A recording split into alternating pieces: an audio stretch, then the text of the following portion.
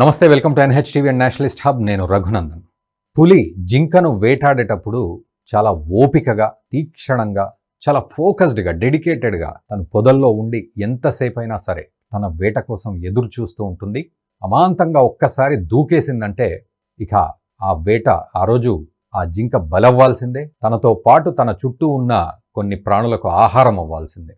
Exactly Israel కూడా ఇలాంటి పంథాలోనే, ఇలాంటి పంజానే విసురుతూ ఉంటుంది. ముఖ్యంగా ఇజ్రాయెల్కి సంబంధించిన మొసాద్ ఇంటెలిజెన్స్, ఓవరాల్గా ఇజ్రాయెల్ని మనం తీసుకుంటే హెజ్బుల్లాను పూర్తిగా తుడిచిపెట్టడానికి చేసే ప్రయత్నంలో భాగంగా 10 సంవత్సరాలుగా వేచి చూసింది. ఎక్కడ హెజ్బుల్లా దొరుకుతుందా, ఎలా మనం హెజ్బుల్లా ఆట కట్టించాలా అనే ప్రణాళికను 10 సంవత్సరాల నుంచి వేసుకుంటూ వచ్చింది. చాలా ఫోకస్డ్గా, డెడికేటెడ్గా, ప్రణాళికతోటి అడుగులు వేస్తూ సక్సెస్ అవుతూ వచ్చింది. నిజానికి మనం చాలా సందర్భాల్లో విన్నాం, మొన్నటికి మొన్న హెజ్బుల్లా దగ్గర ఉన్న పేజర్లు పేలాయి అని, ఆ తర్వాత వాకీటాకీలు పేలాయి అంత్యక్రియల్లో, ఇవన్నీ కూడా మనం విన్నాం. సో ఇది ఈరోజు పెట్టిన బాంబులో ఎక్స్ప్లోజన్సో కాదవి, 10 సంవత్సరాల నుంచి ప్లానింగ్లో భాగంగా చేసిన పని అది. అండ్ హెజ్బుల్లా కూడా తన చుట్టూ అంతా తన వాళ్లే, లేదా అంతా తనకు అనుకూలంగా ఉన్న వాళ్లే అనుకుంటూ వచ్చింది. కానీ ఏ రోజు అది జరగలేదు. హెజ్బుల్లా చుట్టూ ఒక హాల్యూసినేటెడ్, అంటే నిజంగా చెప్పాలంటే వాళ్ళు భ్రమలో ఉండేటట్టుగా, వీళ్ళంతా నా వాళ్ళు అనే భ్రమలో ఉండేటట్టుగా ఒక ప్రపంచాన్ని క్రియేట్ చేసింది ఇజ్రాయెల్. అలా క్రియేట్ చేసి పేజర్లు, వాకీటాకీలు హెజ్బుల్లా చేతిలో పెట్టింది. తీరా సమయం వచ్చిన తర్వాత వాటిని పేల్చేసింది. ఆఖరికి కొంతమంది చనిపోయినా మరికొంతమంది వికలాంగులయ్యారు. ఆ వికలాంగులు అక్కడ లెబనాన్ వీధుల్లో తిరుగుతూ ఉంటే అదే ఒక ఉదాహరణ. ఇజ్రాయెల్తో పెట్టుకుంటే ఏమవుతుంది, ఎలాంటి పరిస్థితి, ఎలాంటి గతి పడుతుంది ఎవరికైనా కూడా అనేది. సో ఏమిటి అంత ఇంటెలిజెన్స్, ఏమిటి ఇజ్రాయెల్కి? నిజంగా ప్రపంచ పటంలో ఇజ్రాయెల్ లాంటి గొప్ప ఇంటెలిజెన్స్ కలిగిన దేశం అదొక్కటేనా, ఇంకేమైనా ఉన్నాయా? ఒకవేళ ఉంటే వీటి పనితనం ఎలా ఉంటుంది అసలు? చాలా ఇంట్రెస్టింగ్ వీడియో, శ్రద్ధగా మనం దాని గురించి తెలుసుకుందాం విషయాలని. మనతో పాటు మాధవపెద్ది కాళిదాస్ గారు ఉన్నారు, రిటైర్డ్ స్క్వాడ్రన్ లీడర్. కాళిదాస్ గారు నమస్తే అండి. నమస్కారం అండి. Welcome to Nationalist hub. So నిజానికి ఇజ్రాయెల్ యొక్క ఈ ఇంటెలిజెన్స్ని ఎలా మనం డీకోడ్ చేయాలి? అంత అద్భుతం, ఒక సినిమాలో, హాలీవుడ్ సినిమాల్లో చూపెట్టినట్టుగా ఉంటుంది. ఒక మోస్ట్ ఎట్లా అంటే అసలు అద్భుతమైన సినిమా ఇది అన్నట్టుగా ఉంటుంది ఇజ్రాయెల్ గురించి మనం తెలుసుకుంటుంటే. సో ఒక్కసారి ఈ విషయాల మీద కొంత అవగాహన పెంచండి మాకు. సంతోషం అండి. అసలు మనందరం గ్రహించాల్సిన ఒక విషయం ఏంటంటే, ఏ ఆపరేషన్ అంటే ఒక మిలిటరీ ఆపరేషన్ కానీ, ఒక యాంటీ టెర్రర్ ఆపరేషన్ కానీ, యుద్ధం కానీ, ఇవే ప్రపంచవ్యాప్తంగా నడుస్తున్న ఆపరేషన్స్. ఇవి సక్సెస్ కావాలి అంటే ఇంటెలిజెన్స్ అన్నది చాలా ముఖ్యమైన భాగం అండి. ఈ రోజున ఒకప్పుడు కేవలం ఇంటెలిజెన్స్ అనేవాళ్ళం, ఇప్పుడు ఇంటెలిజెన్స్ కి పక్కన 4 C'లు యాడ్ అవుతాయండి. C⁴ అయ్యాయి అంటాం. అంటే computers, communications, command and control. ఈ 4 విభాగాలు ఇంటెలిజెన్స్ తో కలిసి ఒక చేతికి 5 వేళ్లు లాగా పనిచేస్తాయి. అంటే కమాండ్ అండ్ కంట్రోల్ ఇందాక నేను చెప్పిన 4 విభాగాలు, ఇంటెలిజెన్స్ అన్నది ఇంకొకటి. అంటే ఈ 4 వ్యవస్థలని క్రోడీకరించి, కోఆర్డినేట్ చేసి, ఏకీకృతం అంటే ఇంటిగ్రేట్ చేసి, ఇంటెలిజెన్స్ అంటే శత్రువు యొక్క కదలికలు ఏంటి, వాళ్ళ ప్లాన్లు ఏంటి, వాళ్లకున్న లొసుగులేంటి, బలహీనతలేంటి, వాళ్లకున్న బలం ఏంటి, దానికి తగ్గట్టు ప్రణాళిక రచించడంలో మొసాద్, ఇజ్రాయెల్ ఫామ్ అయిన 1948 తర్వాత, ఐ థింక్ 49లోనో 50లోనో వెంటనే వాడు ఫామ్ చేశాడు. ఒక దేశం క్రియేట్ అయిన తర్వాత వెంటనే ఒక ఇంటెలిజెన్స్ వ్యవస్థని క్రియేట్ చేయడంలోనే ఇజ్రాయెల్ కి హ్యాట్స్ ఆఫ్ చెప్పాలి, వాళ్ళ ముందు చూపు. ఎందుకు? అసలు ఇజ్రాయెల్ పుట్టుకే బహు విచిత్రము, బహు భయంకరం. ఎట్లా అంటే చుట్టూ అరబ్ ముస్లిం దేశాలు ఉన్నప్పుడు కొన్ని వందల సంవత్సరాలు వాళ్ళు చెట్టుకు పుట్టగా పారిపోయారు యూదులు, జ్యూస్. సెకండ్ వరల్డ్ వార్ లో వాళ్ళు అమెరికాకి, బ్రిటన్ కి, ఫ్రాన్స్ కి, ఇటువంటి కంట్రీస్ కి, ఎలైడ్ ఫోర్సెస్ కి అనుకూలంగా నిలిచారు. అంటే సిరియా కేంద్రంగా ఒక 200, 300, 400 ఏళ్ల పాటు ఒట్టోమాన్ సామ్రాజ్యం అని నడిచింది. అందులో ఈ జ్యూస్ ని కొన్ని వేల లక్షల మందిని ఉచకోత కోసేసి ప్రపంచంతో పారిపోయేటట్టు చేశారు. భారతదేశానికి కూడా చాలా మంది వచ్చారు, అన్ని చోట్లకి. వాళ్ళందరినీ, వాళ్ళ మాతృభూమిని, మళ్ళా దాని ఒరిజినల్ పేరు పాలస్తీనానే యాక్చువల్ గా. అయితే ఇజ్రాయెల్ జ్యూస్ అందరూ ఉండాలి వాళ్ళ మాతృదేశంలో అన్నది వాళ్ళకి ఒక ఒక దీర్ఘకాలిక స్వప్నం, జీవితకాల స్వప్నం అన్నమాట. దానికి రష్యా అవి అటువైపు ఉన్న అమెరికా అండ్ ఫ్రాన్స్, ఇంగ్లాండ్ ఈ ముగ్గురు చాలా పట్టుపట్టి వాళ్ళని ఒక చోట చివరికి చేర్చారు మళ్ళా వాళ్ళ మాతృభూమికి. 1948లో ఆ దేశం ఏర్పాటు కాగానే చుట్టుపక్కల ఉన్నటువంటి 5-6 ముస్లిం కంట్రీస్ అటాక్ చేశాయండి. అలా దాదాపు 5-6 అరబ్ ఇజ్రాయిల్ యుద్ధాలు జరిగాయి. మాకు మిలిటరీ ట్రైనింగ్ లో కూడా వార్ ప్లానింగ్ యుద్ధాల గురించి టెక్స్ట్ బుక్ వచ్చినప్పుడు ఈ ఉదాహరణలు చాలా ఇచ్చారు. సో అలా ఇచ్చినప్పుడు ఇందాక నేను చెప్పినట్లు వాళ్ళు వెంటనే ఒక ఇంటెలిజెన్స్ వ్యవస్థ అనేది మాకు అవసరం అని చెప్పి మొసాద్ ని క్రియేట్ చేసుకున్నారు. ఆ మొసాద్ పుట్టుక అప్పటి నుంచి ఇప్పటిదాకా చూస్తే అసలు వాళ్ళు ఫెయిల్ అయిన ఆపరేషన్ అంటూ లేదండి. అది ప్రపంచంలోనే హ్యాట్స్ ఆఫ్. అంటే కేవలం తెలివితేటలే కాదు, వాళ్ళ కంట్రీ యొక్క అస్తిత్వము, వాళ్ళ కంట్రీ యొక్క స్థితిగతుల్ని ఛాలెంజ్ చేసే పరిస్థితులు చుట్టూతో ఉన్నాయి. అంటే ఏమాత్రం ఏమరిపాటుగా ఉన్నా ఈ క్షణానికి కూడా ఇజ్రాయిల్ సర్వనాశనం చెయ్యాలి అని ఉద్దేశం ఆ చుట్టుపక్కల ఉన్నటువంటి అరబ్ దేశాల్లో చాలా మంది వాడికి ఉన్నాయి. అంటే ఆ ఇంటెలిజెన్స్ వ్యవస్థతో చెయ్యిగా కలిపి నేను చెప్తున్నట్టు వాళ్ళ యొక్క ఉనికి అస్తిత్వాన్ని సర్వనాశనం చేయడానికి అనుక్షణం వాళ్ళు ప్లాన్ చేస్తుంటే వాళ్ళని నిర్వీర్యం చేయడానికి మొసాద్ 24 గంటలు పనిచేస్తారు. సో దానిలో భాగంగానే ఇందాక ఈరోజు మన టాపిక్ ప్రకారం హిజ్బుల్లా, ఇప్పుడు అమెరికా అవన్నీ ఇజ్రాయెల్ కి సపోర్ట్ చేస్తున్నా ఇజ్రాయెల్ యుద్ధం చేస్తోంది. ఒక 7-8 ఏళ్ల నుంచి అండి 3 ప్రాక్సీ సంస్థలతో యుద్ధం చేస్తుంది. అంటే ఇరాన్, లెబనాన్ అండ్ సిరియా. ఈ 3 కంట్రీస్ డబ్బు వాళ్ళ దగ్గర, సిరియా దగ్గర, లెబనాన్ దగ్గర లేదు. ఇస్తోందల్లా ఇరానే. అయితే ఇరాన్ డైరెక్ట్ గా యుద్ధం చేయలేకపోవడానికి కారణం ఏంటంటే భౌగోళికంగా మధ్యలో జోర్డాన్ అండ్ ఇరాక్ కంట్రీస్ ఉన్నాయి. సో మరి వాళ్ళు ఎవరి మీద దాడి చేయాలి? 2 రకాలుగా దాడి చేయాలి. ఒకటి డ్రోన్స్ లేదా మిసైల్స్. ఆర్మీ ట్యాంకులు ఇజ్రాయెల్ కన్నా 10 రెట్లు ఎక్కువ ఉన్నాయి, కానీ వాటిని ఏమీ చేయలేదు. ఎందుకంటే భూభాగంలోంచి 2 దేశాలను వచ్చి అటాక్ చేసే పరిస్థితి ఈ రోజులో ఏ దేశానికి లేదు. ఇరాక్, జోర్డాన్ దాటాలి. ఆ జోర్డాన్, ఇరాక్ కూడా దాటాలి. అంత పెద్ద దేశం, సూపర్ పవర్ అయినటువంటి ఆ రష్యానే యుక్రెయిన్ ఆక్రమించలేకపోతుంది 2.5 ఏళ్ల నుంచి. సో అందుకని ఏం చేసింది, ఈ 3 సంస్థల ద్వారా proxy, Hamas, Hezbollah and Houthi. అయితే ఇందులో హిజ్బుల్లా చాలా పవర్ఫుల్ తీవ్రవాద సంస్థ, అదేం దేశం కాదు. ఒక తీవ్రవాద సంస్థకి ఇంత ఆయుధ సంపత్తి, వాళ్ళకు కూడా వాళ్ళ ఓన్ ఇంటెలిజెన్స్ ఉంది, నెట్వర్క్ ఉంది, వాళ్ళ సొంత ఆయుధాలు ఉన్నాయి. ఎక్కడ దాకా ఉన్నాయండి? రాకెట్లు, గైడెడ్ మిసైల్స్ ఉన్నాయి. ఇంకా ఒక రకం మనం చాలా అదృష్టవంతులు, పాకిస్తాన్ టెర్రరిస్టులు ఏ రోజు రాకెట్స్, గైడెడ్ మిసైల్స్ వేయలేదు. గ్రెనేడ్లు, ఇంప్రూవైజ్డ్ ఎక్స్ప్లోజివ్ డివైస్ లేదా తుపాకులతో కొట్టారు. కానీ ఒక తీవ్రవాద సంస్థకు అంత ఆయుధ సంపత్తి, ఇన్ఫ్రాస్ట్రక్చర్ ఎలా వస్తాయండి? అంటే ఆ ఇరాను, మిగతా దేశాలు అంత సప్లై చేయబట్టి. అంటే స్పష్టంగా ఇజ్రాయెల్ కి తెలుసు ఏ క్షణము, ఏ నిమిషము, ఏమరపాటున ఉన్నా ముందు వాళ్ళ దేశం మునిగిపోతుంది, సర్వనాశనం అయిపోతుందని తెలుసు. కనుక ఎందుకు వాళ్ళకి యుద్ధాలు నేర్పిందండి. ఇదంతా యుద్ధాలు నేర్పే వాళ్ళకి. 6 యుద్ధాలు చేసి కూడా, చిన్న దేశం అండి, మన దేశంలో ఒక రాష్ట్రం అంత ఉంటుంది. అలాంటిది తన ఉనికి అస్తిత్వం కోసము ఈ 40, 50, 60 ఏళ్లు పోరాడుతోందండి. నాకు తెలిసి ప్రపంచంలో ఏ దేశము తన అస్తిత్వం కోసము, ఉనికి కోసము ఈ 68, 70 ఏళ్లు పోరాడిన చరిత్ర లేదండి.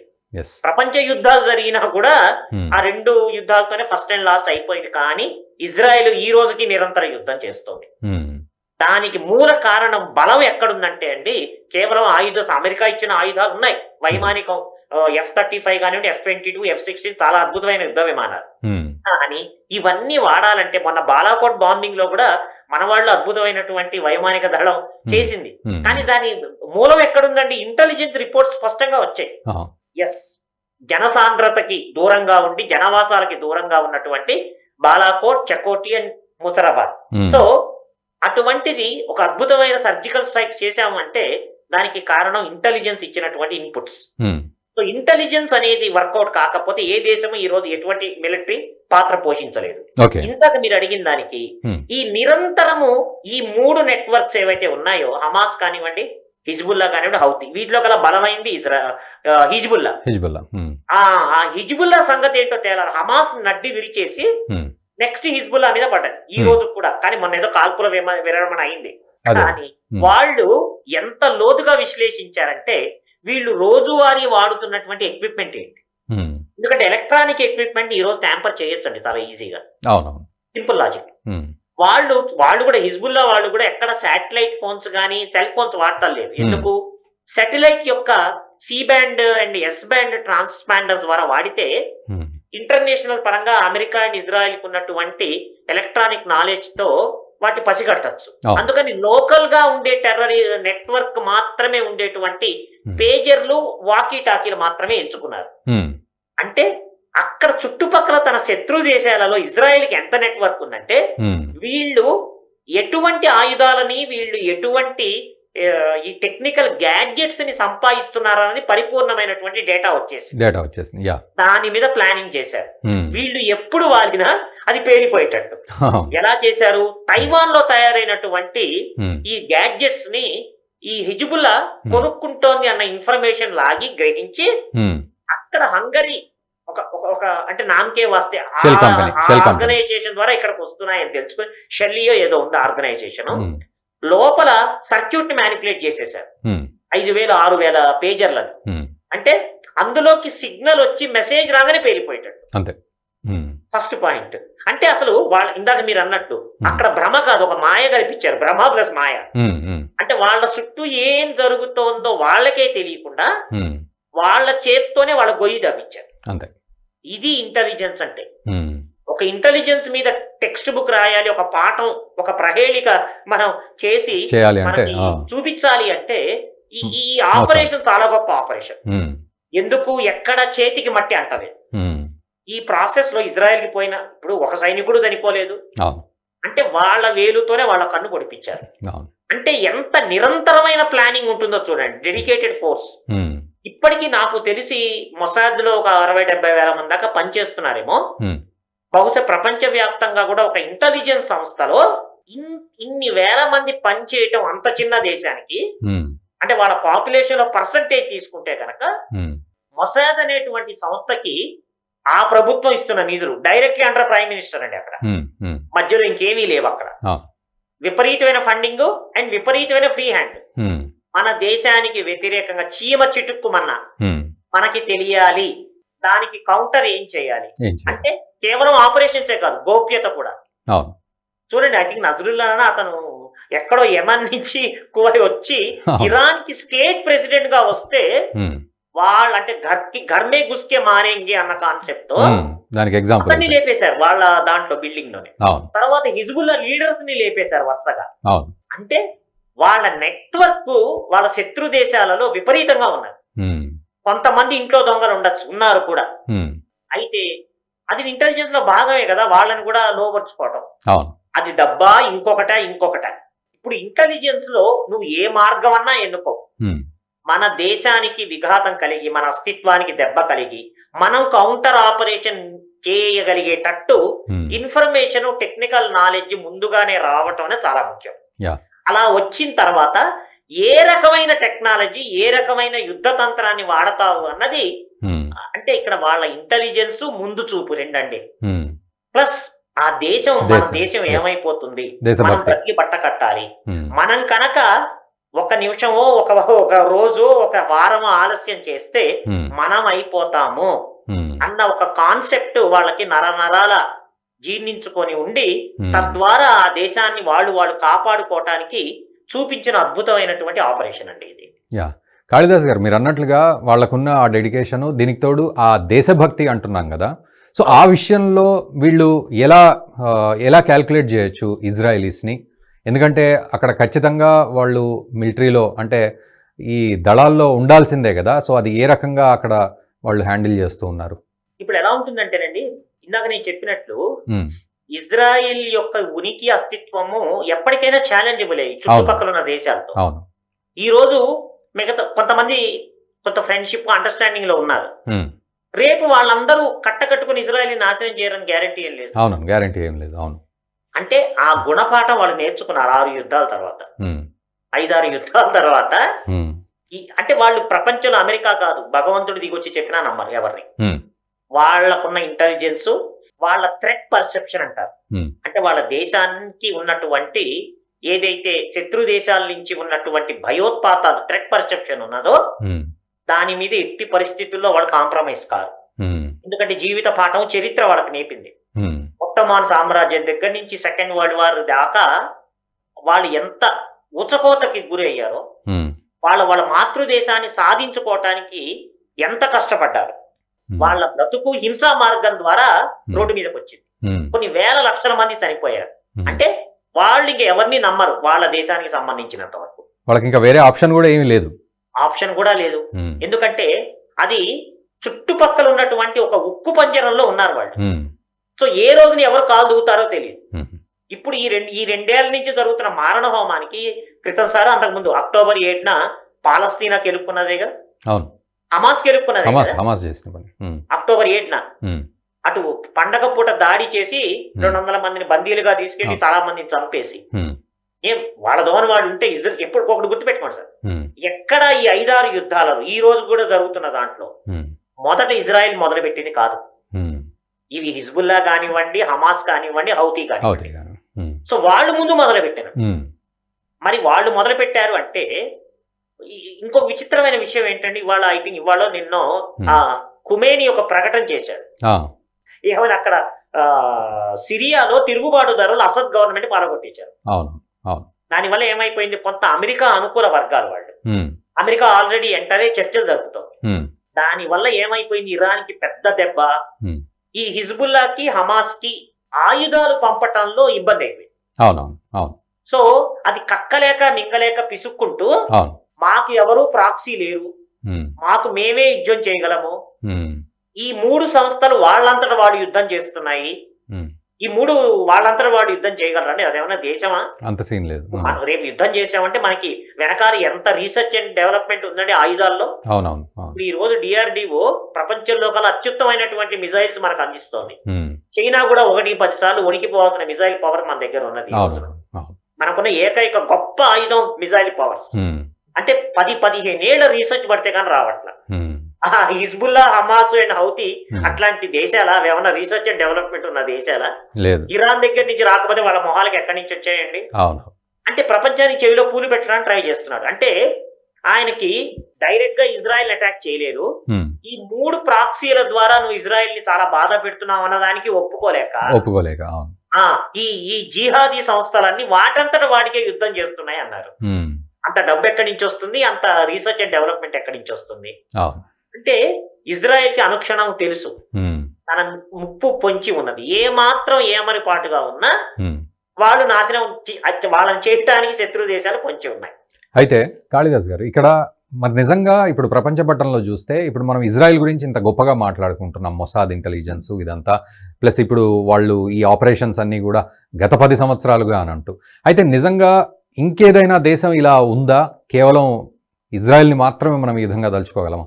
అంటే ఇప్పుడున్న దేశమాన కాల పరిస్థితుల్లో ఉమ్, ఇజ్రాయిల్ మొసాదే చాలా గొప్పగా ఉన్నది. ఉమ్, అంటే టెక్నాలజీ అందరి దగ్గర ఉంది, వాళ్ళకు మించిన టెక్నాలజీ అమెరికా తలుచుకుంటే అమెరికా దగ్గర కూడా ఉంది, డౌటే లేదు. ఉమ్, రష్యా దగ్గర ఉంది, మన దగ్గర ఉంది, ఉమ్, చైనా దగ్గర ఉంది. కానీ వాళ్ళకున్నటువంటి ఆ జీల్ ఏదైతే ఉన్నదో, ఉమ్, దేశాన్ని కాపాడుకోవాలి అన్న అవసరము ఉమ్, వాళ్ళకున్నంతగా మిగతా దేశాలకి లేదు. లేదు. అవును.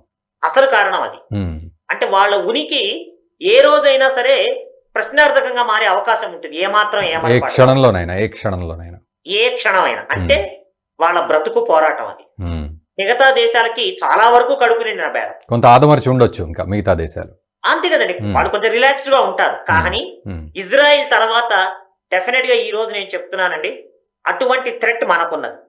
ఓకే. నెక్స్ట్ ఇజ్రాయిల్ తర్వాత అటువంటి థ్రెట్ మనకున్నది. ఉమ్, మన ముష్టి, మన భిక్షతో ఫామ్ అయినటువంటి బంగ్లాదేశ్ కి ఏమాత్రం విశ్వాసం ఉన్నదానండి? అవునవును, అవును. ఒక చిన్న కుక్కకి మనం అన్నం పెడితే 4 రోజులు మన చుట్టూ తిరుగుతుంది. ఏకంగా మనము, మన సైన్యము, కొంతమంది మరణించారు, కానీ మనం బంగ్లాదేశ్ కి ఆయాచితంగా వాళ్ళకి ఇచ్చాం. ఈ తప్పు మనం చేసామని మనం గ్రహించాలి. అంటే అక్కడ బంగ్లాదేశ్ కానీ పాకిస్తాన్ కానీ ఆ నీచమైన జాతికి ఎటువంటి మేలు చేయకూడదు. అంటే తల్లిపాలు తాగి రొమ్ముని గుద్ది రకాలన్నమాట అవును. ఈ రోజున. అంటే నిరంతరం మన దేశాన్ని కూడా అస్థిరపరచాలి. నెక్స్ట్ లిస్ట్ లో అటువంటి థ్రెట్ మనకున్నదండి. ఎందుకంటే వీళ్ళందరూ రేపు ఏకం కారని గ్యారంటీ ఏం లేదు. లేదు లేదు. అవును. పాకిస్తాను, బంగ్లాదేశ్, చైనా, తటస్థంగా ఉన్నటువంటి బర్మా, నేపాల్ కూడా. అవును. అంటే ఇక్కడ ఏమవుతుందంటే ఇజ్రాయిల్ అంత కఠోరంగా మనం లేము. ఇది మన కొంప ముంచే కార్యక్రమం ఎప్పటికైనా. అవసరమైన దానికన్నా మనం కూడా అటువంటి థ్రెట్ పర్సెప్షన్ మనకున్నది. అంటే మనం ఏమరిపాట్లో ఉన్నామని కాదు, కానీ మనం కూడా అటువంటి కఠోరమైనటువంటి డెసిషన్స్ తీసుకోవాలి. ఉదారత్వము, ఔదార్యము గనక చూపిస్తే రేపు మన అస్తిత్వానికి, మన ఉనికికి వచ్చే ప్రమాదం చాలా ఉంటుంది. మన దగ్గర ఇంటెలిజెన్స్ వ్యవస్థ ఉన్నది, చాలా అద్భుతంగా ఉన్నది, కానీ గవర్నమెంట్ పాలసీలోనే తేడా ఉంది. అక్కడ ఇజ్రాయెల్ గవర్నమెంట్ మొసాద్ కి ఇచ్చినటువంటి ఫండింగ్ అనివ్వండి, ఫ్రీ హ్యాండ్ అనివ్వండి, ఎస్ మీ వల్లే మేము బ్రతకగలము అన్న ఒక గొప్ప కితాబు ఆ ప్రభుత్వము, ఆ పౌరులు మొసాద్ కి ఇస్తున్నారు. దాన్ని చాలా గొప్ప గౌరవంగా తీసుకొని నా మాతృదేశాన్ని నేను రక్షించుకోవాలి అన్న తపన మొసాద్కి ఉన్నంతగా మిగతా దేశాలలో లేదు. ఇక్కడ ఇంకొక విషయం అండి, ఇప్పుడు సో టెక్నాలజీ అంటున్నారు కదా, సో నిజానికి చెప్పాలంటే ఐరన్ డోమ్ టెక్నాలజీ కావచ్చు, ఐరన్ బీమ్ కావచ్చు, ఇప్పుడు ఇంకా రకరకాల టెక్నాలజీస్ ఇజ్రాయెల్ దగ్గర ఉన్నాయి. ఆఖరికి అగ్రికల్చర్కి సంబంధించిన టెక్నాలజీని కూడా వాళ్ళే డెవలప్ చేస్తారు, మనం వాడుకుంటాం. సో నిజానికి భవిష్యత్తులో ఈ టెక్నాలజీ ఏ విధంగా ఉండబోతోంది ఇజ్రాయెల్ దగ్గర, ఇంకా ఎంత అద్భుతాలు క్రియేట్ చేయబోతోంది? చేస్తారండి. ఇప్పుడు ఈ రోజున ప్రపంచాన్ని శాసిస్తున్న, అంటే మొదలు అయిందండి గత 2 ఏళ్ల నుంచి శాసిస్తున్నటువంటి టెక్నాలజీ ఆర్టిఫిషియల్ ఇంటెలిజెన్స్ అండి. అందులో భాగంగా న్యూరల్ నెట్వర్క్స్, డీప్ లెర్నింగ్. ఎందుకంటే నేను కూడా ఆ విభాగంలోనే పనిచేస్తున్నాను ప్రస్తుతం. సో ఈ ఆర్టిఫిషియల్ ఇంటెలిజెన్స్ ఏంటంటే ఒక మానవ మేధస్సు ఎలా పనిచేస్తుందో మిషన్ కూడా అలాగే ఆలోచించి పనిచేస్తుంది. అంటే అలా ఆలోచించి రియాక్ట్ కావటానికి అవసరమైనటువంటి టెక్నాలజీ అల్గారిథమ్స్ ఏవైతే ఉంటాయో వాటిని తయారు చేసి అందులో చొప్పిస్తే ఎటువంటి పరిస్థితి వచ్చినా ఒక ఆయుధ వ్యవస్థ కానివ్వండి, ఒక రోబోటిక్స్ కానివ్వండి, ఒక సైబర్ అటాక్స్ కానివ్వండి, వాటంటే అవి ఈజీగా ఆలోచించి చేయగలవు. ఎందుకంటే వాటిని సృష్టించింది మనిషే కావచ్చు, కానీ కొంత అలసట, రెస్ట్ అనేది మానవ దేహానికి అవసరం. 7/24 గంటలు 365 రోజులు ఏ మానవ వ్యవస్థ పనిచేయలేదు, కానీ మిషన్ పనిచేస్తుంది. ఎంతవరకు పనిచేయాలో అంతవరకు పనిచేస్తుంది. అది చెడిపోయిన వెంటనే కొత్త మిషన్ వస్తుంది. అంటే ఇందాక నేను చెప్పినట్టు 7/24/365 ప్లస్ వివిధ రకాలైనటువంటి క్రిటికల్ సిచ్యువేషన్స్. అంటే అది కావచ్చు, అదైతే ఇది, ఇదైతే అది అంటాం కదా, ఇఫ్ దెన్ ఎల్స్ అంటాం ఆ కంప్యూటర్ ప్రోగ్రామింగ్. ఈ ఇఫ్ దెన్ ఎల్స్ కాంబినేషన్స్ లో ఒక మేధస్సు, మానవ మేధస్సు కొన్ని వందల వేల రకాలుగా ఆలోచించి అందులో ప్రోగ్రామ్ పెట్టారనుకోండి, ఎటువంటి పరిస్థితి వచ్చినా అక్కడ మానవ ఆలోచన రహితంగానే ఆటోమేటిక్ గా అత్యంత ఖచ్చితత్వంతో, అత్యంత వేగంతో, 2 ఖచ్చితత్వము 2 వేగంతో ఈ టెక్నాలజీ రియాక్ట్ అవుతుంది. ఓన్లీ థింగ్ ఇస్ ఇది ఆయుధాలకు, అది యుద్ధ విమానాలా, మిసైల్సా, రాడార్సా, రకరకాల ఆయుధాలు ఉన్నాయి, డ్రోన్సా. సో వీటిలో గనక ఫిక్స్ చేస్తే రేపు భవిష్యత్తులో మానవ ప్రయోగాలు, అంటే మానవ ఇన్వాల్వ్మెంట్, అంటే ఒకప్పుడులాగా ఫిరంగిలు, తుపాకులు వాటికన్నా కూడా చాలా నిమిషాలలోనే, గంటలలోనే శత్రు దేశాల యొక్క స్థావరాలు కానివ్వండి, వాళ్ళ ఉనికి కానివ్వండి, వాళ్ళ ఆయుధ వ్యవస్థ కానివ్వండి, బూడిద చేసేగల టెక్నాలజీ వచ్చేస్తుంది. ఖచ్చితంగా చూసుకోండి, ఇంకో 2 ఏళ్లలో చూసుకుంటే artificial intelligence and neural networks ఆధారిత సైబర్ అటాక్స్ ఏవైతే ఉంటాయో, ఇందాక నేను చెప్పినట్టు theatre, command, control and information intelligence ఏదైతే ఉన్నదో అవి ఎక్కువ ఫామ్ అయిపోయి దాని వల్ల విధ్వంసము చాలా తీవ్రంగా జరుగుతుంది. కాకపోతే ఆ టెక్నాలజీని మాస్టర్ చేసిన వాళ్ళు రేపు అనేక యుద్ధాలలో, అనేక ఆపరేషన్స్ లో సక్సెస్ అవుతారు. ఓకే, ఫైనల్ గా కాళిదాసు గారు, ఇజ్రాయెల్ ప్రధాని బెంజమిన్ నెతన్యాహును అయితేనా పక్కకు జరుపుతాం లేకపోతే లేపేస్తాం అన్నట్టుగా మళ్ళీ ఒక కొత్తగా వచ్చింది తన మీద ఒక హెచ్చరిక, వార్నింగ్. సో ఫైనల్గా ఇది ఎలా అర్థం చేసుకోవాలి? అసలు ఆ దమ్ము, ధైర్యము, ఆ చాకచక్యం, ఆ వ్యూహం ఇవన్నీ ఉన్నాయా శత్రువులకు? ఫైనల్గా ఇజ్రాయెల్ ఎలా నిలుస్తుంది? ఉత్తేజం ఉన్నది. ఎందుకంటే అమెరికా చెప్పినా కూడా నేను విన్నా అన్నాడు కదా ఆయన. అవునవును. ఎవరైనా చెప్పండి, నేను ఇరాన్ని వదిలిపెట్టే సమస్య లేదన్నాడు దాదాపుగా. సో అక్కడ ప్రతి ఇజ్రాయేలీ అండి, ప్రతి ఇజ్రాయేలీకి మమ్మల్ని కనుక కెలికితే నీ వేలు నరికేస్తాము, నీ చెయ్యి నరికేస్తాం. అంటే మా వాళ్ళని నువ్వు 10 మందిని చంపితే మేము 100 మందిని చంపుతాము, నువ్వు 100 మందిని చంపితే 1000 మంది. ఇట్లా వాళ్ళు చాలా దృఢ సంకల్పంతో ఉన్నారు. ఎక్కడండి సామాన్య పౌరుడి నుంచి ప్రధానమంత్రి దాకా ఒకటే మాట ఒకటే బాటలో ఉన్నారు వాళ్ళు. మంచి వచ్చాడు వాట్ ఎవర్ వాళ్ళ, ఎందుకంటే వాళ్ళ లాజిక్ వాళ్ళకుంది, వాళ్ళ బాధ వాళ్ళకున్నది.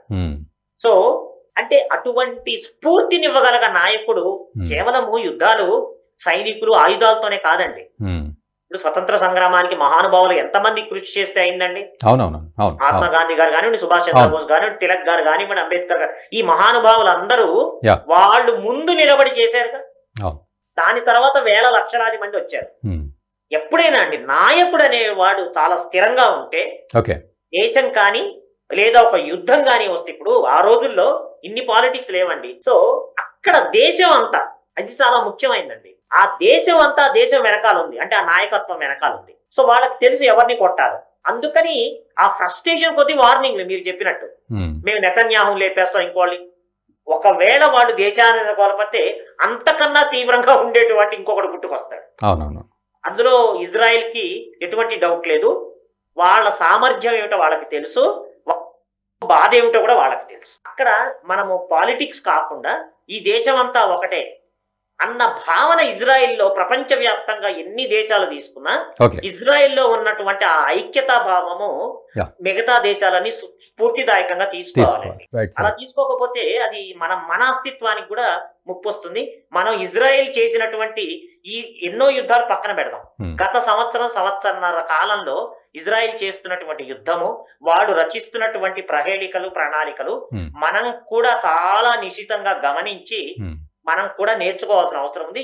డెఫినెట్ గా మన సెక్యూరిటీ విభాగాలు అవి ఆ దిశగానే పనిచేస్తున్నాయని అనుకుంటాను. బట్ అవి అలా చేయాల్సిన అవసరం ఇజ్రాయెల్ తర్వాత నెక్స్ట్ మనకు ఉంది. ఆ తర్వాత మనం చేతులు కాలేక ఆకులు పట్టుకుంటే మనం చేయగలిగింది ఏం లేదు. Thank you very much sir. So మొత్తానికి ఇజ్రాయెల్ యొక్క మొసాద్ ఇంటెలిజెన్స్ ఏ విధంగా పనిచేస్తోంది అనే విషయంలో ఎటువంటి డౌట్ లేదు. ఇందాక పెద్దలు అన్నట్లుగా వాళ్లకు ఉండాల్సిన దేశభక్తి, అంకిత భావం, డిటర్మినేషన్, ఫోకస్లు ఇవన్నీ కూడా, సో ఏ రకంగా చూసినా ఈవెన్ అమెరికా కూడా కాస్త ఆదమరిచి నిద్రపోయే పరిస్థితి ఉంటుంది. కానీ మనం ఇజ్రాయెల్ గురించి మాట్లాడుకుంటే మాత్రం 24/7 365 days కంటి మీద నిద్ర కూడా ఉండదు మొసాద్ ఇంటెలిజెన్స్కి. ఆ సంస్థ ఆ విధంగా పని చేస్తూ ఉండాల్సిందే. ఒక మిషన్తో పోటీ పడితే గెలిచేది మొసాద్ ఇంటెలిజెన్సే అని మనం అర్థం చేసుకోవాలి. సో ఇదంతా కూడా వాళ్ళ దేశం కోసం, వాళ్ళ ఉనికి కోసం వాళ్ళు చేస్తున్న ఒక యుద్ధం అనే చెప్పాలి. వాళ్ళకి వేరే ఆప్షన్ కూడా లేదు. అందుకే అంత అన్కాంప్రమైజ్డ్గా వెళ్తూ ఉన్నారు. సో హెజ్బుల్లాను అంతమొందించడానికి 10 సంవత్సరాల ముందు నుంచే ఆచితూచి అడుగులు వేస్తూ వెయిట్ చేస్తూ రావడం అనేది మామూలు విషయం కాదు. సో నిజంగా ఇజ్రాయెల్ని చూసి ఏ దేశాలు ఏం నేర్చుకోవాలి, మన దేశం ఏం నేర్చుకోవాలి, అండ్ ఇజ్రాయెల్ చేస్తున్న టెక్నాలజికల్ అద్భుతాలు కూడా ఎన్నో ఉన్నాయి. మొన్నటి వరకు ఐరన్ డోమ్ గురించి మనం ఎన్నో వీడియోలు చూసాం. ఈరోజు ఐరన్ బీమ్ కూడా వచ్చేసింది.